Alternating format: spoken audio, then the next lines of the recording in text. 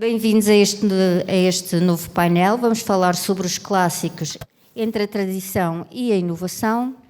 Tenho aqui comigo um excelente painel de convidados. Um deles veio quase do fim do mundo, não é? Neste caso veio de Lisboa, mas é o Rodolfo Castro. Bem-vindo. O Rodolfo Castro é conhecido como o pior contador de histórias do mundo. Nasceu e cresceu na Argentina, obrigado a ler em segredo em anos de violência social e ditadura. De pais trabalhadores, cresceu a brincar na rua e a ouvir, viver e contar as histórias do seu bairro. Foi professor do ensino básico, pedreiro, carteiro e vendedor ambulante, guia da natureza, pintor de paredes e sapateiro, fotógrafo e operário. Emigrou para o México, onde ouvia algumas das histórias mais bonitas de sempre. Compreendeu que os contos eram a sua melhor ferramenta e desde então dedicou-se a contar e a escrever de forma profissional. Mora atualmente em Portugal. Clara Franco, aqui à minha direita, iniciou o seu percurso em teatro em 2013, no curso profissional de artes do espetáculo, do Conservatório. Após estágio no Teatro Experimental do Funchal, ingressa na licenciatura em teatro na Universidade de Évora, tendo depois concluído a pós-graduação. Estagiou na companhia João Garcia Miguel como assistente de encenação. Atualmente encontra-se em estágio profissional como produtora do Teatro Municipal do Funchal. E aqui, finalmente, o Xavier Miguel também se formou em teatro no curso profissional de artes de espetáculo do Conservatório da Madeira. É licenciado em teatro pela Escola Superior de Música e Artes do Porto e possui um mestrado em estudos regionais e locais pela Universidade da Madeira. Em 2019 foi o diretor artístico do Festival de Teatro de Rua do Funchal. Trabalha com a Associação Casa Invisível, que hoje vocês viram logo antes da nossa sessão de abertura, na investigação, concessão e dinamização de visitas encenadas e atividades de mediação cultural em vários espaços culturais. Também é autor na área da dramaturgia. Trabalhou no Teatro Experimental do Funchal em diversas produções. É o fundador e responsável pela agora Associação Teatro Bolo do Caco. Passando então aqui depois destas apresentações, passemos às provocações. Para mim são a melhor maneira de se começar uma conversa, que é isto que vai ser. Eu peguei aqui em várias definições de clássico, através de Italo Calvino. Italo Calvino tem várias interpretações do que é, definições do que são um clássico. Aqui, uma que me chamou bastante a atenção foi: um clássico é um livro que nunca acabou de dizer o que tem a dizer.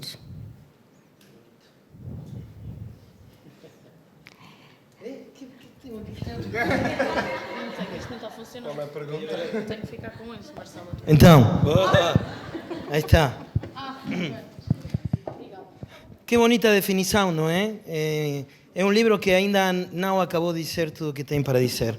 E acho extraordinário, porque disso se trata. É um livro que ultrapassa o tempo, ¿sí? Sobrevive às mudanças, sobrevive às diferenças culturais e inclusivemente dos diferentes países e regiões, e consigue ultrapassar tudo isso. Essa definição é maravilhosa. Acho extraordinária. Sim. Não, eu concordo perfeitamente com o que ele acabou de dizer, e acho que há muitas problemáticas que hoje em dia... Está tudo ok.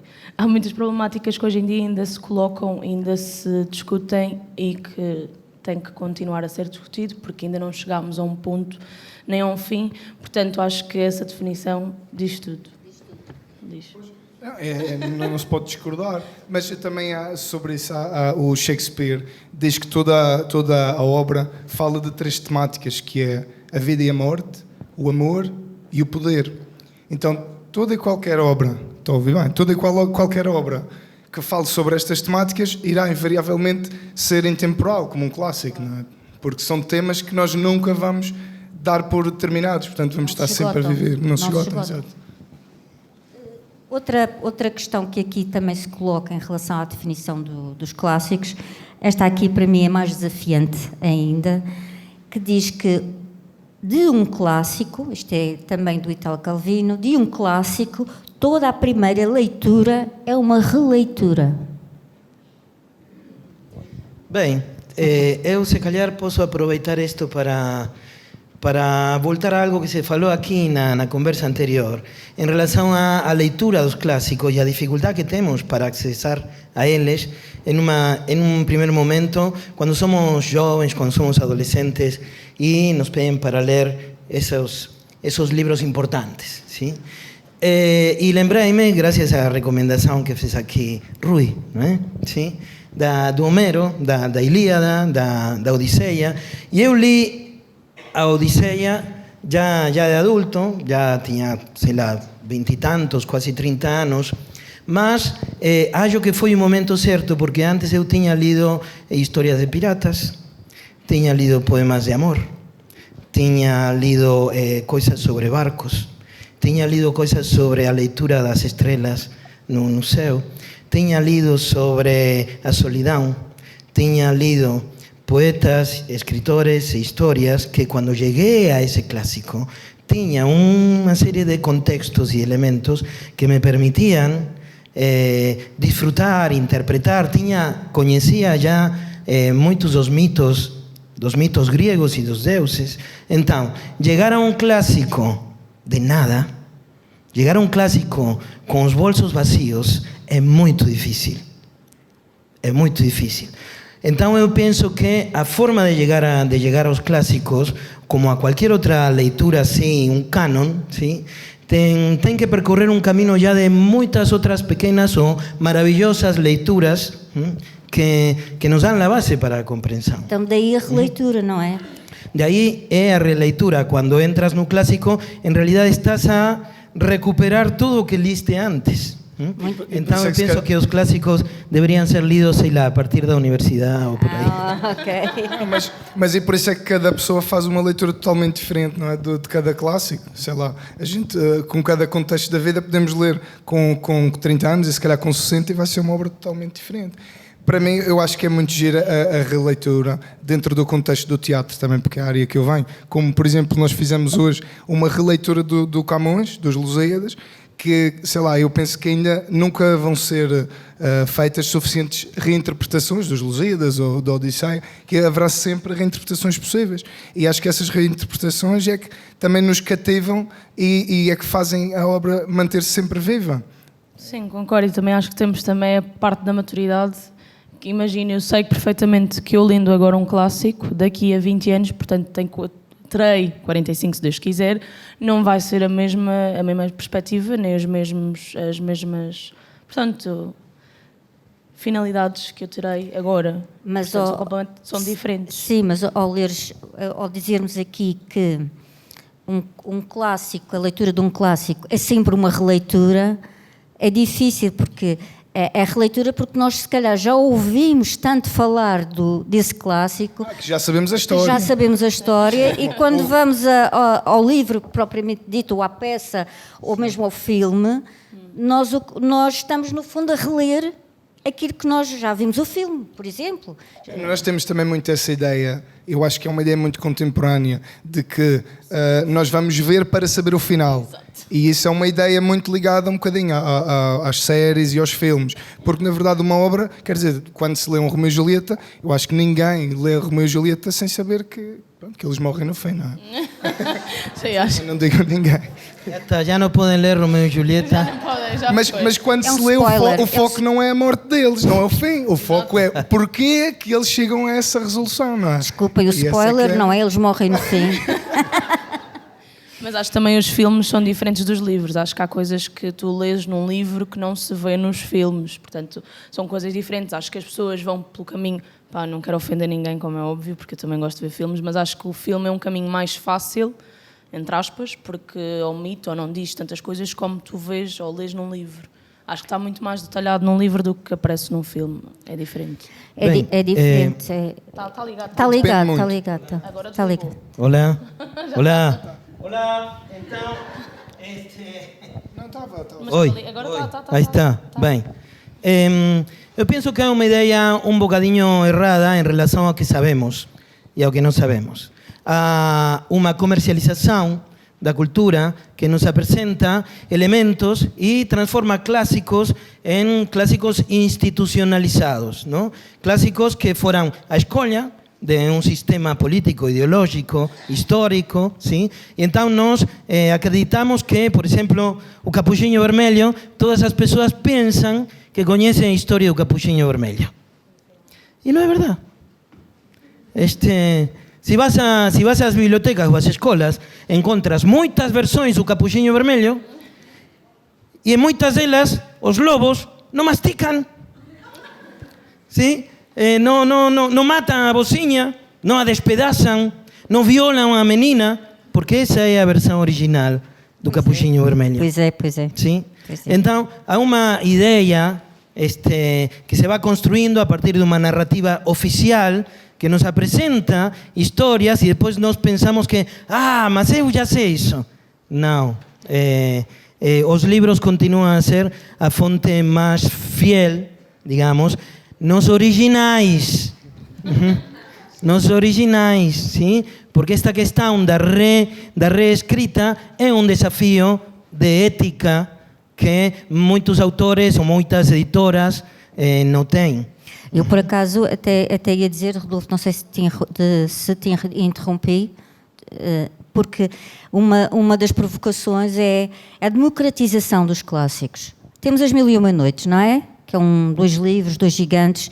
Aquilo é uma soda, aquilo é difícil de ler, não pode ser lido de seguida, porque aquilo, no fundo, é uma compilação de vários clássicos anteriores e que depois deu origem às Mil e Uma Noites. O que é que fez a Disney, por exemplo? A Disney fez uma releitura das Mil e Uma Noites, por exemplo, com o Aladino. Atenção, na história do Aladino não há tapetes mágicos. Não há. Aliás, em nenhum conto das Mil e Uma Noites há tapete mágico. Isso foi uma invenção da Disney. Agora, nós também podemos ver o Aladino como um clássico da Disney. Isso também, eu acho que tem a ver com uma instrumentalização da narrativa como forma de veicular um pensamento. Neste caso, estamos a falar dos contos de fadas clássicos, não é? Que aí está o Capuchinho Vermelho, no seu original, se calhar, procurava veicular um pensamento para aquela determinada classe de jovens. E o Bruno Bettelheim explica muito isso, quer dizer, tem a ver com passar o conhecimento que é necessário àquela fase da juventude, e que depois veio o Walt Disney e pegou em montes de contos, A Bela e o Monstro, As Mil e Uma Noites e não só, e deu-lhes um toque mágico. Assim, aquilo é fantástico também para aquela geração, mas hoje em dia a nossa geração já está a criticar certas questões que o Walt Disney colocou, como o facto da Pequena Sereia ser ruiva e da Branca de Neve ser branca e não sei o que não pode ser. Mas pronto, são pormenores, não é? Mas isso, cada época vai fazer uma adaptação à luz das suas necessidades. O que me leva aqui, por exemplo, a um clássico. É um clássico do nosso Baltasar Dias, que é a tragédia do Marquês de Mantua. E essa tragédia do Marquês de Mantua, quando foi parar a Cabo Verde, por via dos descobrimentos e por via mesmo das relações com Cabo Verde, transformou-se numa coisa chamada Tchiloli. Talvez o Rodolfo agora, pela primeira vez, ouça o que é o Tchiloli. O Tchiloli é a representação de um clássico de Baltasar Dias, mas que também, neste momento, é um clássico também, porque já se representa em São Tomé. Eu disse Cabo Verde, mas é São Tomé. Já se representa em São Tomé há várias décadas e ainda continua a representar-se, mas já não é o original. Ou seja, há um spin-off. Temos aqui um spin-off. Temos aqui a tragédia do Marquês de Mantua e agora temos o Tchiloli. Eu trouxe porque a Marcela tinha-me pedido para trazer isto. E aqui, por exemplo, temos uma fotografia do Tchiloli hoje em dia. E acho que isto ilustra muito bem. O Tchiloli é uma tragédia do século XVI, escrita pelo poeta Baltasar Dias. E no século XVI viajou até São Tomé e Príncipe e eles representam até hoje em dia. Mas, como é uma representação popular, é quase uma festa, na altura, se calhar representava-se um rei com os trajes, por exemplo, o manto. Este aqui acho que é o Marquês de Mantua, se não me engano. E eles tinham, por exemplo, o traje como era no século XVI, quer dizer, hoje em dia já não existe. Mas, entretanto, a roupa do rei, com o passar do tempo, rasgou-se, porque eles herdam as roupas. rasgou-se, mas hoje em dia um rei, pronto, tem ainda a coroa, mas se calhar a roupa já é do nosso contemporâneo. Por exemplo, de um senhor rico que tem umas luvas. E assim vai-se acrescentando outros elementos. E isto é uma reescrita super orgânica, porque não é intencional. E depois temos aqui uma súmula de séculos e séculos e séculos de recriações. Esta é a mulher por quem eles matam o fulano. Porque é que... A história é muito complicada. Eu fiz o exercício de ler a tragédia do Marquês de Manto e é duro. Aliás, é duro ler Baltasar Dias hoje em dia, porque aquilo é uma linguagem do século XVI. Pois. É tal como ler Gil Vicente, é duro. Mas se nós adaptarmos para as referências contemporâneas, é maravilhoso. Mas a pergunta é, uma vez que houve um clássico que foi escrito, o Tchilali não é escrito, mas que é representado e que se tornou noutro clássico, como é o caso do Tchilali, o que é que, por exemplo, vocês pensem num livro que vocês acham contemporâneo? Vamos lá dar aqui uma abertazinha do século XX para cá. Século XX para cá. Que livro é que vocês acham que poderia ser agora um clássico?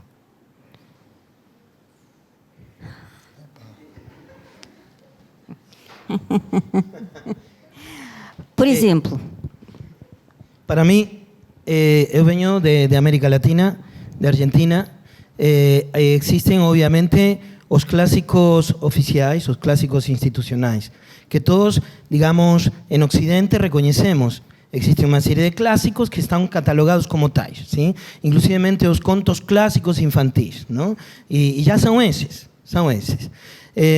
Depois eu reconheço que há clássicos que têm a ver com a cultura de cada um, com o pensamento de cada um. Para mim, um clássico incontornável em Argentina tem a ver com um jornalista que se chamou, por acaso, Rodolfo Walsh, que ele, um ano depois do golpe militar em Argentina, escreve uma carta aberta para o governo militar denunciando todas as atrocidades que o gobierno estaba cometiendo. Al día siguiente fue secuestrado y asesinado ese jornalista.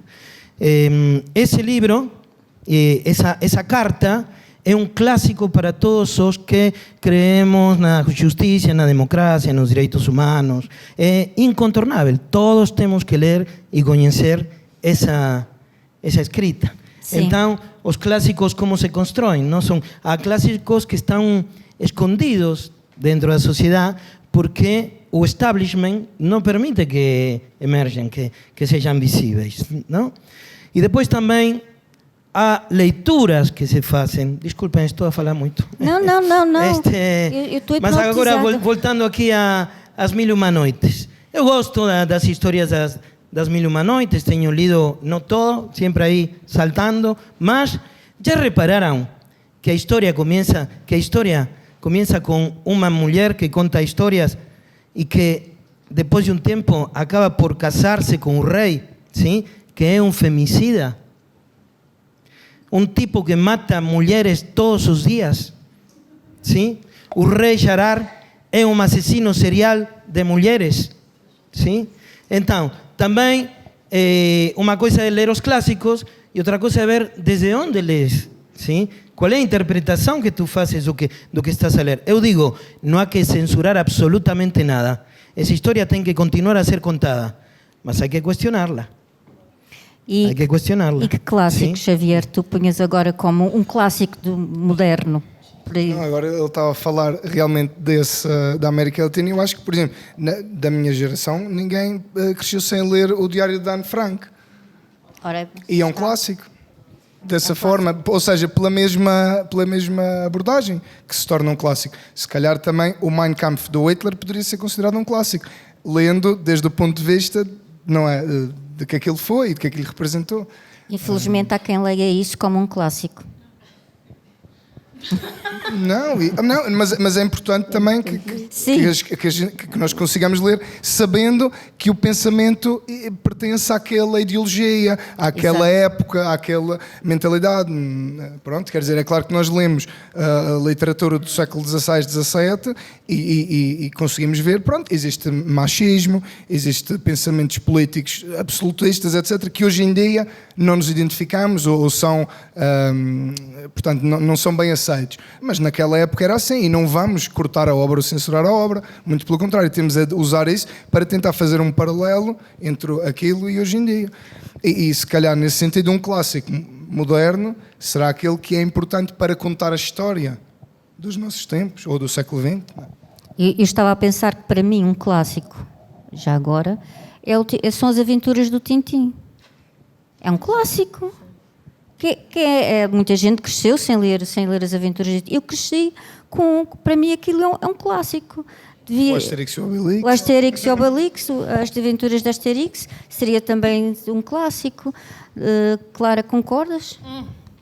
Concordo perfeitamente, sim. Acho que, como o Xavier estava a dizer, e isso eu concordo, o Diário de Anne Frank, óbvio que seria uma opção, mas também quando falaste, porque a cena é essa, eu acho que o tema censura, desculpem que horror, o tema censura ainda está muito presente, porque eu concordo e sou apologista e nisso vocês os dois falaram, não devia de ser censurado, mas há muita coisa que ainda é censurada.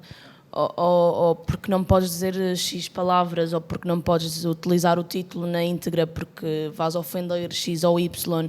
Portanto, há muita coisa que ainda é censurada e que não deveria, porque a verdade é que, por exemplo, falo por mim, que também estou ligado ao teatro, e o Xavier também, nós somos às vezes quase que obrigados a censurar algumas coisas que talvez quiséssemos usar em palco para conseguir-te enquadrar ou colocar num local, exato, num contexto, quando supostamente não deveria de ser assim, porque a nossa arte é supostamente para fazer o oposto, é para conseguires enfrentar e falar sobre os problemas. A arte tem de incomodar. Exato, quando a arte completamente. Não incomoda... Exatamente, e é nesse sentido que às vezes eu sinto que ainda é um processo que irá ser muito longo e que vamos demorar a chegar lá, mas que podemos chegar se a gente continuar a bater o pé, porque eu acredito que também os jovens hoje em dia batem muito mais o pé do que antes.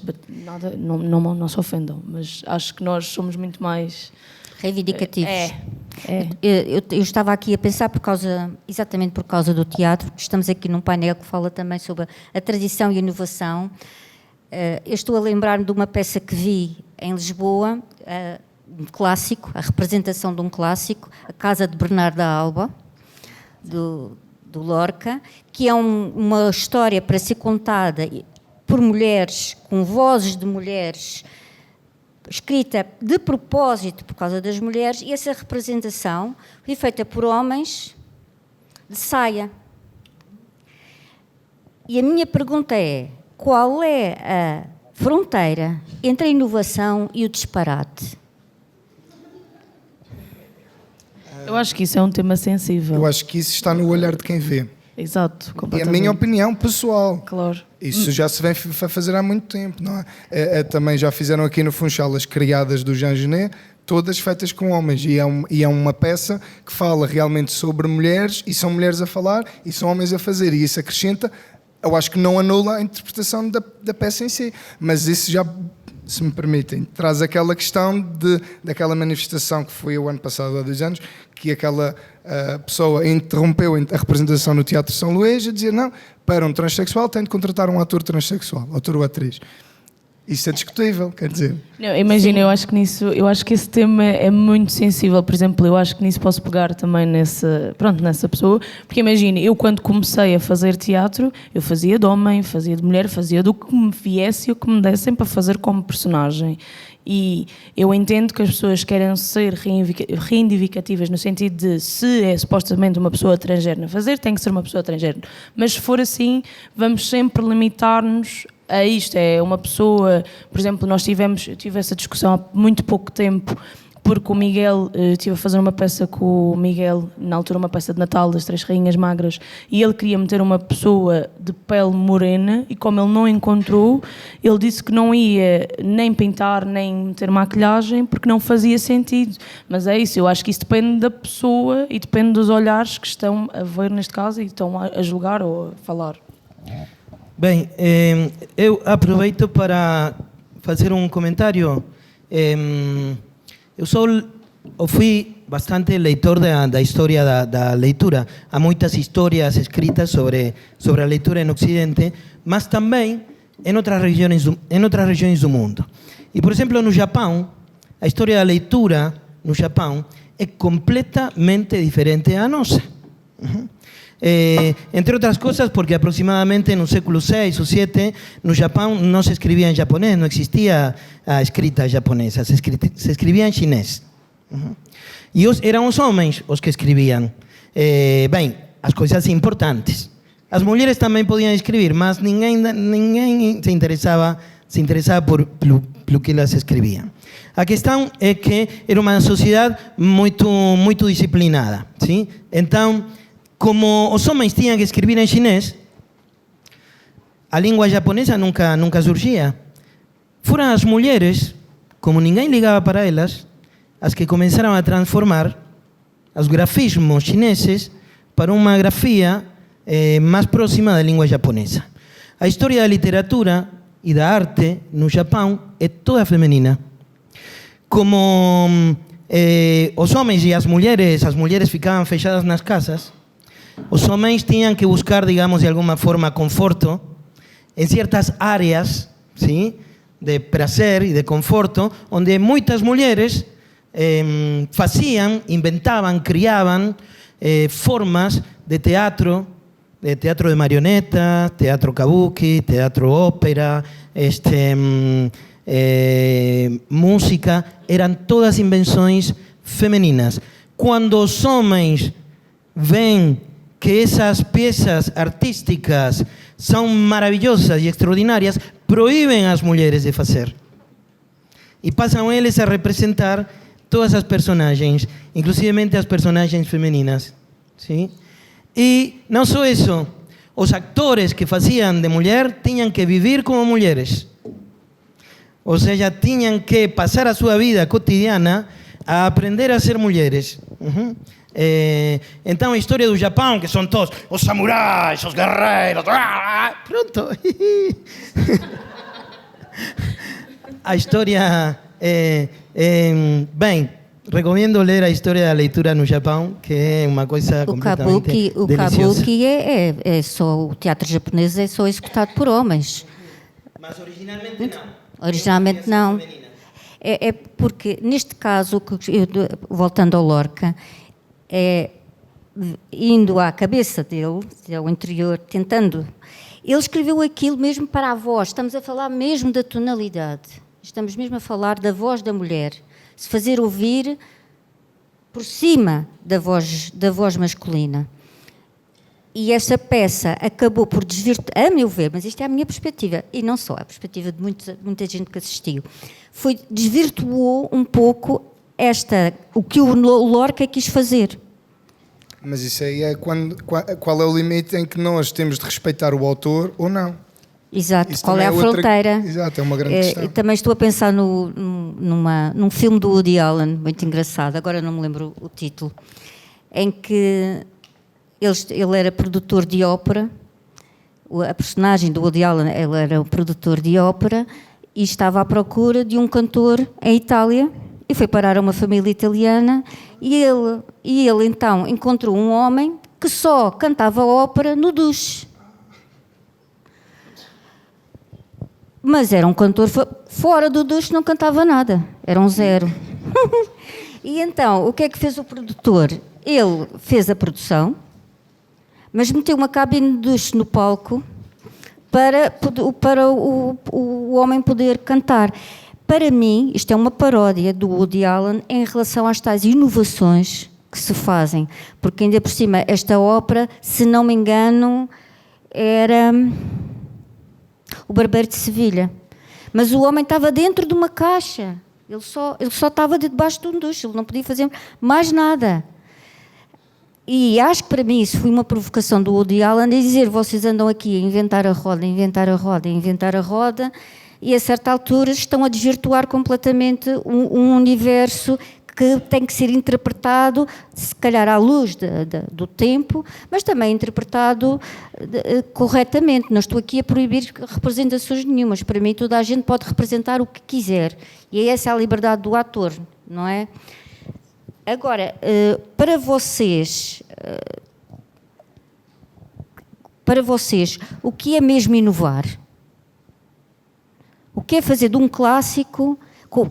Como é que se pode, por exemplo, em teatro, e no caso das próprias bibliotecas, no caso, quando se empresta um livro, que é um clássico, e que, pronto, no meu caso puseram-me o Lusíadas à frente e eu durante décadas não consegui olhar mais para ele.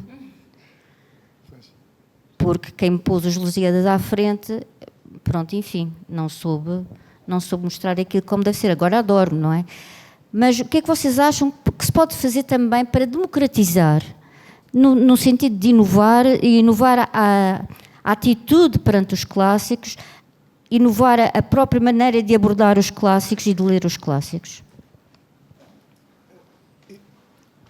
E ela ficou com um ar de pânico, de repente tu ficaste com um ar de pânico. Podes, fala Não, é melhor. Eu estava aqui a pensar, realmente acho, mas eu acho que é quando se consegue pegar num clássico e dá-lo a comunicar, quando conseguimos estabelecer uma ligação direta entre o clássico em si e o público, o leitor de hoje em dia, porque sem necessidade daquela adaptação de ler à luz da época em que foi escrito, ler no contexto em que foi escrito, talvez seja isso. Porque também é muito exigente dizer que só quando se acrescenta mais do que, quer dizer, acrescentar mais do que o Lorca fez, acrescentar mais do que o Beckett já fez, não sei, se calhar dar outras diferenças para aqueles que já conhecem aquilo, ou então dar aquilo a conhecer de uma forma simples. Eu esforço-me muito, no meu trabalho, eu gosto de escrever muito acerca de história e adaptações de não só clássicos, mas obras de outros tempos, precisamente para que o público de hoje em dia pudesse ver, conhecer aquilo sem ter de estudar aquilo que eu estudei.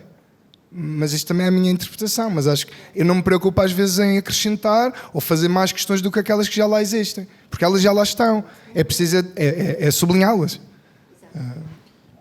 Eu fiquei com cara de pânico porque eu só pensei, meu Deus, nós durante todo o processo criativo de qualquer peça, isto falando como atriz, nós passamos por tantas fases e de repente chegamos quase a apresentar e já não é nada daquilo e vamos mudar tudo porque não é nada disto, mas depois ao fim e ao cabo era que realmente é isso, pegar num clássico.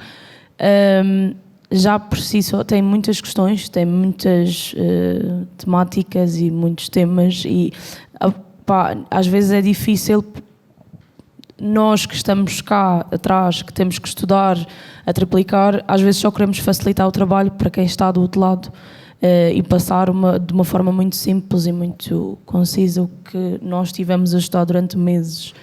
Mas é também o trabalho do teatro, não é? Sim, completamente. Não estou a tirar nada. Exatamente. Nós temos. Ou do contador de histórias. Exato, sim, óbvio. Desculpe, é verdade. Eu penso que inovar não é necessário. Penso que é uma lógica industrial, é uma lógica mercantil. ¿Sí? A necessidade sempre de estar a inovar. É falso. Isso nos leva necessariamente ao abismo. ¿Sí? O importante é a leitura. É como tu lees, é como tu interpretas, é como tu sientes e comunicas as coisas. E como tu fazes parte de um momento histórico, de uma cultura, ¿sí? A tua leitura e a tua interpretação desse clássico necessariamente vai ter elementos novedosos, ou vai transgredir, ou vai provocar algo diferente. Mas eu penso que o segredo está na leitura. Não em ir à procura de ver como vamos fazer isto mais moderno. Não é por aí. A inovação, o progresso são objetivos que temos aprendido como positivos, como virtudes, e que eu acho muito polêmicos, muito questionáveis. Sim? Penso que a honestidade é mais importante que a inovação. Mas Acho que a palavra-chave era aventura. Não, é espetacular a palavra-chave aventura, porque é dar a conhecer a aventura, é proporcionar uma aventura. Sim. E eu, quando vou ler os Lusíadas, eu quero que aquilo seja uma aventura. sim, completamente, mas também acho que a palavra interpretação tem muito que se diga, porque, por exemplo, eu estar a fazer uma peça ou ensinar uma peça tem uma interpretação, daí há as pessoas que vão assistir e que não gostam porque não conseguem perceber o meu pensamento. Portanto, às vezes é muito difícil também arranjar um meio termo do que você interpretou do texto que leu e pôs em cena para aquilo que a pessoa vai assistir ou está à espera de assistir. Daí também às vezes surgir muita problemática, às vezes no café, a gente, o pessoal de teatro senta-se, teatro, mas eu acho isto e porque a minha opinião é esta, e há discussão por causa disso, porque as interpretações não são as mesmas e é difícil, porque também imagina a cabeça se calhar das pessoas que escreveram as obras, não é a nossa nitidamente, nós já estamos um pedacinho avançados a nível de N situações, portanto torna o mundo do teatro muito interessante e pronto, há sempre discussão entre aspas. Exatamente, completamente. Há um clássico europeu que se conhece pouco, mas que de alguma forma está conhecido, foi publicado na Itália, em Nápoles, quando Itália ainda não existia, sim, porque os Estados europeus surgiram aproximadamente há 200 anos, com exceção de Portugal. Sim? E é o Pentamerón. O Pentamerón é uma obra que escreveu Jean-Baptiste Basile, um escritor barroco, sim? Que foi à procura dos contos populares e fez uma reescrita barroca dos contos populares. Se tu vas ler esos contos agora, não vas querer acreditar, vas dizer, ai não, isto só posso lerlo daqui a 50 anos. Porque está muito à frente do que nós pensamos agora. Se tu vas a ler, por exemplo, os poemas de amor escritos na Suméria para a deusa Inanna, são poemas maravilhosos que falam do corpo feminino e do corpo masculino com uma liberdade e com um prazer erótico que hoje em dia é difícil de encontrar. Sim? Então, toda essa questão da inovação, sim? Eu, por exemplo, no Pentamerón, lembro-me de ter lido a primeira versão escrita aqui em Europa da Cinderela, sim? Que se chamava Zezzola, e bem, tem toda uma história aí muito macabra, porque os contos populares europeus são os mais macabros de todas as culturas do mundo. Sim?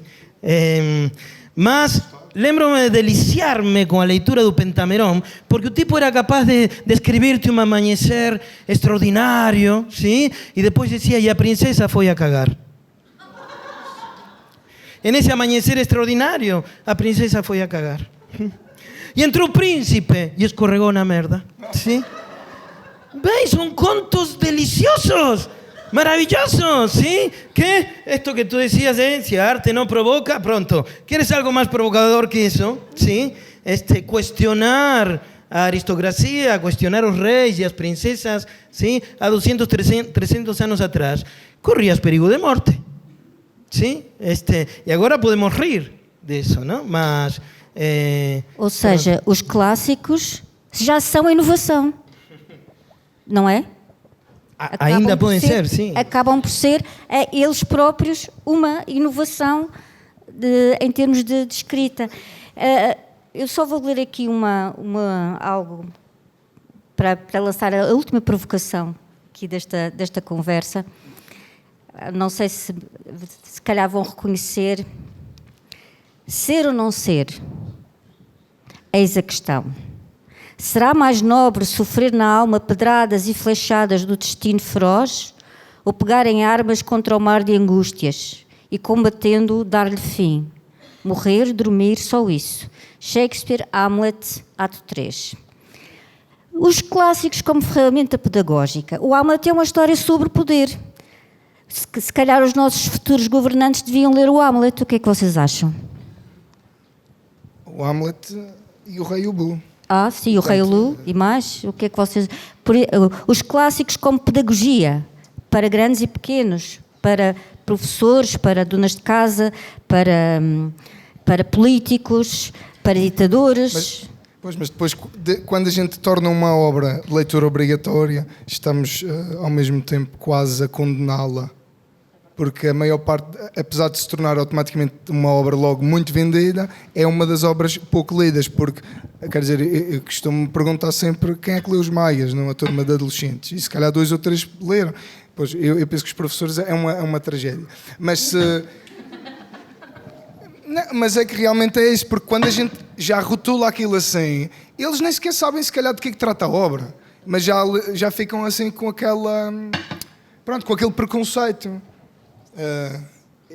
E depois nós temos ideias pré-concebidas sobre as obras. Eu até falo mais ao nível de quase que todos os políticos tinham que ter uma lista do que deviam ler para... Mas eles depois liam os resumos. Ok. Eles não vão aos livros, de certeza. Há uma obra do José Fanha, chama-se Manifesto Anti-Leitura. E o José Fanha faz essa apologia. Ele diz que os políticos só podem ler os talões de multibanco. Porque senão eles iam ter outra forma de fazer as coisas. Estou a citar o José Fanha. Sim. Exato, não Sim. concordas nada. Bem, eu penso, há 2 coisas aqui que...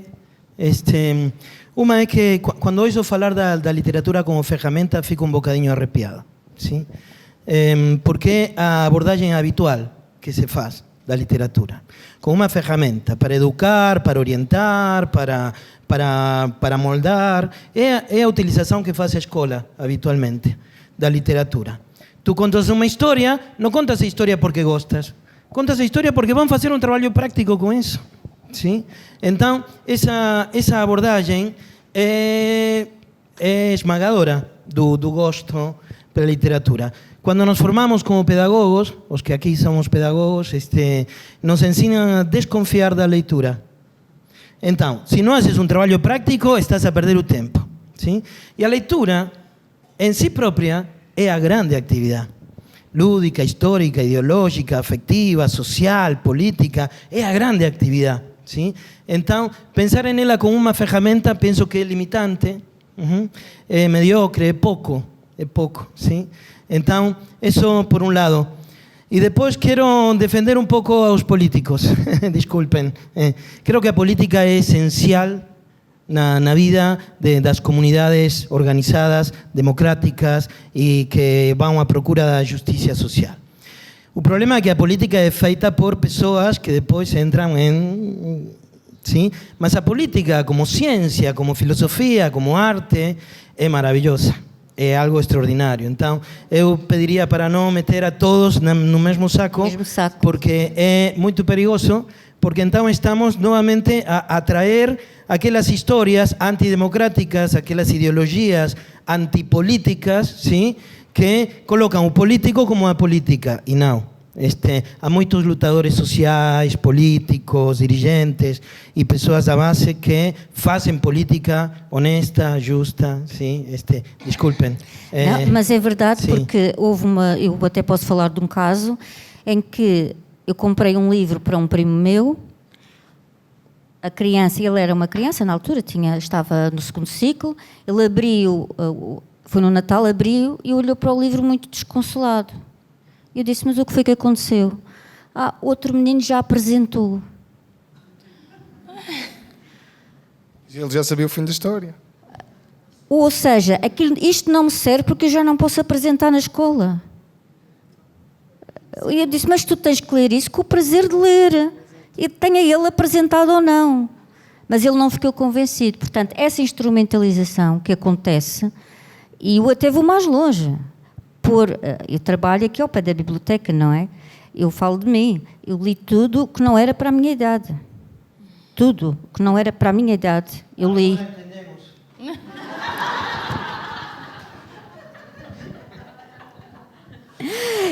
Eu agora lanço a provocação para o público aqui presente.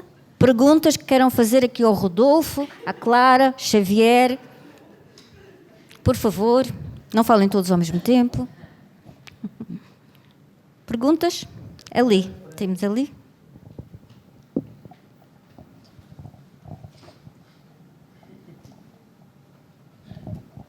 Boa tarde. Obrigada. Muito, muito interessante. Eu tenho uma pergunta para os 3. Tendo em conta que a escolaridade é obrigatória.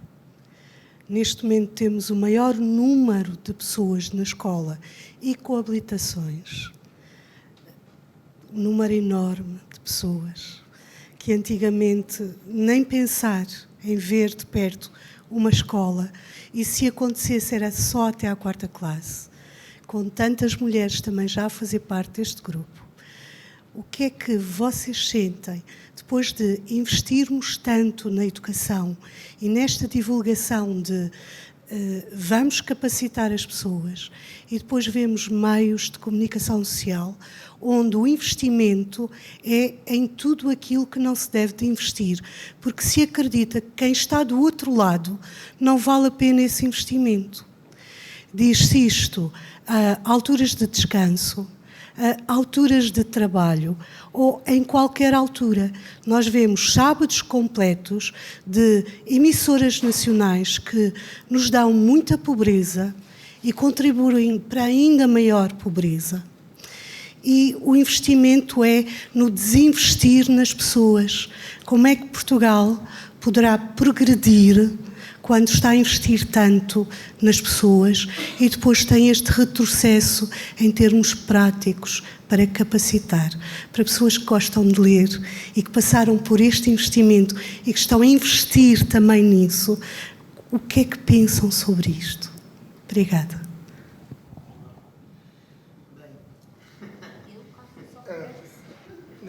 É sim. A gente também estava a dizer a questão dos políticos, mas na verdade também existe um grande investimento nas artes e acho que hoje em dia, atualmente, existe uma grande oferta ao dispor de quem estiver interessado. Portanto, eu acho que existe literatura para ler, muitas bibliotecas, existem filmes para ver, existem tanta coisa. Fora a escola, não estou a falar mesmo da parte da escola, o teatro, dança, e com o investimento que o Governo e o Estado têm feito, não, é acessível a todos.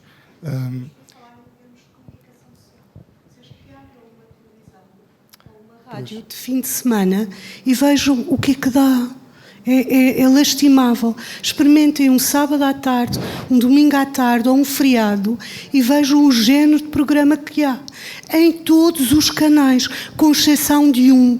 E os restantes é notícias e notícias e notícias, onde não há o pensamento. E quando há o pensamento, não passa por uma construção racional e desapaixonada. E nós estamos numa fase em que só temos disto o dia inteiro. Eu falo de alunos, de pais, de familiares que me passam sábados e domingos, que apesar de darem um passeio isto ou aquilo, abrem um canal e vocês que vejam o que é que nós temos de oferta. E felizmente começamos já a ver a nível da RTP2 uma evolução que há uns tempos atrás já não estava a ver. Houve ali uma paragem que neste momento está a retomar essa qualidade, mas tudo isso é uma oferta muito pequenina e nós somos um público tão vasto e temos que comer canais onde há gritos, há agressividade, há conversas que não vão ao encontro daquilo que é suposto nós gostarmos ou querer. E nós até somos a maioria. E, no entanto, é isto que assistimos. Às vezes abrimos os jornais e tudo o que vemos é um pensamento que pode ser mais ou menos positivo, mas não passa do pessoal e opiniões. Não há ali uma racionalidade, um pensamento, algo que vá ao encontro do outro, porque se pensa que o outro não adianta estar a investir porque não pensa. E penso que é isto. Bem, embora pareça como que isto sai pouco do assunto central desta conversa, se calhar é bom dizer que a escola não é um clássico. Sim? A escola não é um clássico. E os meios de comunicação, na actualidade, respondem a modelos comerciais, ¿sí? de compra e venda. Não está essa ética de há 30, 40 anos atrás dos jornalistas. Agora é a venda de espaços de promoção, de divulgação, de informação. Mas a escola tal como a conhecemos, tem 200, 250 anos, é um resultado da era industrial, ¿sí? É um grupo de pessoas trabalhando todas ao mesmo tempo, nenhuma destaca, nenhuma fica para trás, todas aprendem o mesmo, ¿sí? Nenhuma pode sair de isso e propor outras coisas. Esse é um modelo escolar que tem que ser urgentemente reformulado. Isso é uma novidade. Mas, inclusivamente aqui em Portugal, a escola começou a funcionar no 25 de abril, há 50 anos. A escola em Portugal, existiam já pequenas escolas espalhadas pelo país, mas quando eu cheguei aqui, por isso, desculpem, estou a falar de algo muito português, mas quando eu cheguei, fui à procura a ver a história da escola em Portugal. Encontrei um livro muito interessante que se chama As Fadas Não Foram à Escola, que fala da história da escola aqui em Portugal. ¿Sí? E é uma história de terror. É uma história de terror. E poupando detalles, a escola realmente comienza a funcionar en Portugal masivamente para a população em geral a partir do 25 de abril. Há 50 anos. Há 50 anos. Parece como, este é um clássico da Idade Média. Não, não, não. A escola não é um clássico. Sim, estamos apenas a... E a escola em Portugal se instala dentro de um modelo já caduco, que era um modelo industrial. Sim? Então, todo depende muito do esforço das pessoas que estão dentro desse sistema, mas o sistema é uma trituradora de carne. Sim. É muito difícil neste momento. Então, eu digo que a escola, as pessoas que estamos perto da educação, temos que tentar abrir pelo menos pequenos espaços de reflexão na escola. Na escola se reflete muito pouco. ¿Sí? Se fala, se estuda, tens que aprender isto, escreves as respostas, ¿sí? Mas há pouca reflexão. ¿Sí? E um momento de reflexão é a leitura. ¿Sí? Então a escola deveria ter momentos de leitura livre e gratuita, não para hacer exercícios. Todos os dias ler qualquer cosita assim e deixar passar. Não falem nesse momento disso. As coisas vão ganhando tempo e vão saindo. Se tu todos os dias lês um poema, um conto popular, um fragmento de um romance, ao final do ano, liste 200 textos. Aí estás semeando, aí estás formando um pensamento crítico. ¿Sí? Então penso que para o que nos toca a nós, que é muito pouco para fazer, ¿sí? E o que tem a ver com a leitura, penso que esse pode ser um caminho. Abrir pequenos espaços de leitura não controlada, de leitura não obrigatória, de leitura não para fazer trabalhos práticos, simplesmente pelo prazer de encontrar-se com o pensamento. Eu posso, não sei se só... Pronto, a nível de comunicação e a nível de televisão realmente não é Pronto, a gente pode falar, mas acho que o facto de abrir televisão um sábado e ver lá o que está a dar, eu, por exemplo, não abro. Eu estou sentada num sofá, leio, vou à rua, passei o meu cão. Não, eu tenho uma televisão em casa, mas não a uso, basicamente. Resumidamente é isto. E acho que hoje em dia, com o mundo digital que nós temos, com as Netflix, com sites onde podemos ver filmes ou séries, eu acho que são poucas as pessoas, pelo menos daquela percepção que eu tenho, estou a generalizar como é óbvio, são poucas as pessoas que ligam a televisão. E a verdade é que, ao fim e ao cabo, acaba por ser tudo comercial, é aquilo que vende ou aquilo que as pessoas sentam, porque não precisam de pensar, não precisam de puxar pela cabeça, é só sentar, ver, e não tem que estimular a cabeça, é só aquilo. Ok, está tudo bem.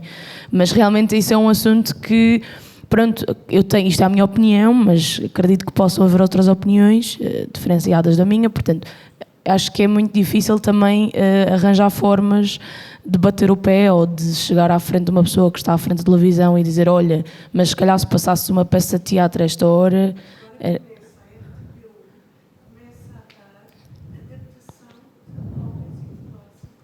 E começa a ser mais acessível à cultura. Sim, sim. A RTP1 que está a começar a enveredar um bocadinho com eu digo, isso. A eu RTP1 fiquei... tem agora uma série sobre os contos Exato. populares portugueses, que Começa era a a fazer Lusitânia, este percurso. que faz isso. E mas porque se não pegar compararmos... nisto e também alargar aos fins de semana para poder ir ao encontro das pessoas que podem consumir isto. Sim, sim. Porque a leitura passa também muito pelo visual. Para tal sensação é o tocar o livro. E nesse aspecto a comunicação social poderia ser um percurso por aí. Claro, mas imagina, eu lembro-me, só aqui um parênteses, eu lembro-me que houve uma vez que eu fiquei vidrada na televisão, eu abri na RTP2 e estava a dar uma peça de teatro que se chamava As Árvores Morrem de Pé, e eu fiquei completamente vidrada e eu comecei a pensar, mas como assim? Isto eu não sabia desta parte. Era uma sexta-feira à noite, mas é isso. Não digo que todos os miúdos da minha idade, ou mais novos ou mais velhos, por exemplo, eu lembro-me que chamei a minha irmã mais nova, que também enverdou pelo lado das artes, e disse, senta-te aqui e vê isto comigo. Mas não, porque estou no telemóvel e vou brincar e estou a falar com não sei o quê.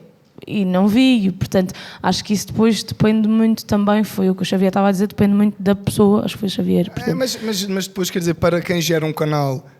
e os canais de televisão privados, não falando da televisão pública, os canais de televisão privados obedecem à lógica dos números, que o Rodolfo estava a falar, e quer dizer, com trace, quer dizer, gostes ou não gostes, é uma lógica que eles precisam de obedecer porque eles têm de pagar ordenados, etc. Bom, isto é a pescadinha de rabo na boca. Eu tenho duas filhas, se calhar tenho mais, mas estou a brincar. Mas com a questão do telemóvel ou da televisão, eu sugiro uma coisa, sim? Eu sempre tirei tempos para não... não, é que estava tão bom, não sei o que... E então eu digo, aborrece-te dignamente, sim? E quando comienzan a aborrecer-se, aos 15 minutos já estão a fazer algo. Não tenham medo de apagar a televisão ou de tirar o telemóvel, porque aos 10, 15 minutos já encontraram algo para se entreter. É que o ócio... Parece impossível, mas acontece. O ócio é criativo. O ócio é extremamente criativo. Sem ócio nós não temos criatividade. Se alguém não está aborrecido, não faz nada. Está sempre entretido, não está a criar nada, está simplesmente a consumir passivamente as coisas. A espuma dos dias. A espuma dos dias. Muito bem, então, já estamos... temos ali só uma mini pergunta. É uma partilha. Não, acho que não é preciso microfone. É preciso, querida, Por causa da gravação, ok. Estava a ouvir-vos a todos, muito obrigada antes de mais por estas partilhas e reflexões, naturalmente. E a propósito daquilo que esta senhora acabou de perguntar e em relação a esta reflexão sobre o impacto da comunicação social, etc., estava-me a lembrar de um programa que eu sinto que me formou de alguma forma, como... pessoa, mulher, ser humano acima de tudo, que era um programa que dava na RTP1 quando eu era miúda, que se chamava Palavras Ditas, do Mário Viegas. Eu não sei se aqui alguém assistiu. O Mário Viegas era um poeta, ator, que declamava como ninguém, e o Mário Viegas dizia que a poesia não se explicava, se escutava. E eu estava a pensar, a propósito daquilo que o Rodolfo estava a dizer, não é? De termos na escola estes momentos de leitura que não têm um fim, que não o do puro prazer, não é? Estava a pensar que também os momentos de escuta por puro prazer, não é? São muito importantes ou igualmente importantes. Quando pensamos nos clássicos e nos autores destes clássicos, muitas vezes, antes sequer de abrirmos o livro, já estamos assustadíssimos. Porque o Camões foi o Camões, e são sempre os grandes poetas, os grandes escritores, e antes de serem grandes escritores e grandes poetas, eram miúdos e miúdas como todos nós, não é? E esta ideia de podermos também proporcionar, no espaço da escola, nos contextos de educação formal ou não formal, momentos de escuta em que nós contamos coisas uns aos outros, nem que seja como é que foi o meu fim de semana em que assisti àquele programa da treta, mas quando partilho, estou a trabalhar um conjunto de questões e estou a escutar o outro e, no fundo, a desenvolver um conjunto de valores que eu considero serem, de facto, também muito importantes, e não queria deixar de fazer esta partilha porque realmente hoje apetece-me muito ir para casa ver o Mário Viegas na televisão, só porque sim. Pronto, desculpem.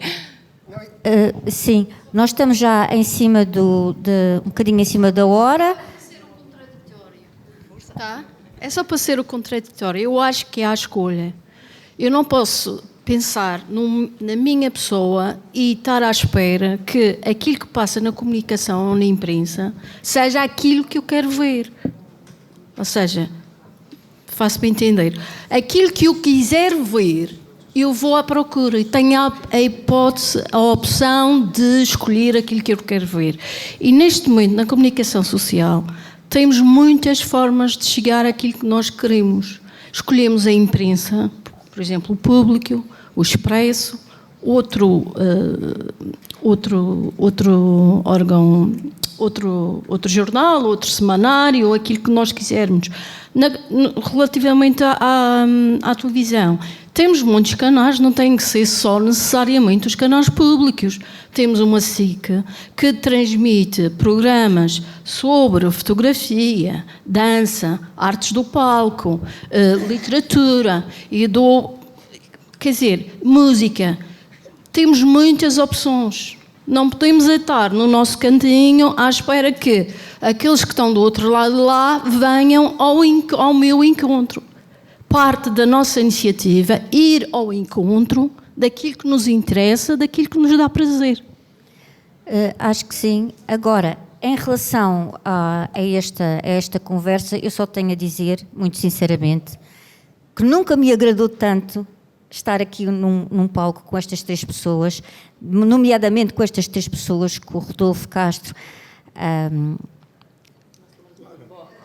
a Clara e o Xavier, porque de facto é com estas visões e estas maneiras de estar que o nosso mundo também se constrói.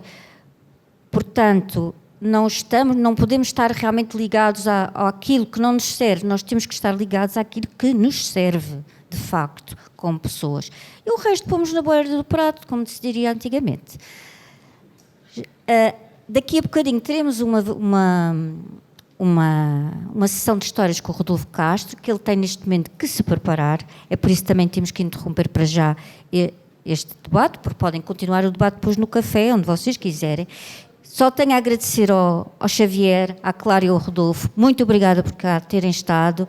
Vocês agradeceram imenso este encontro e, obviamente, queria muito que vocês um dia voltassem para voltarmos a conversar mais um bocadinho. Obrigada. Obrigado.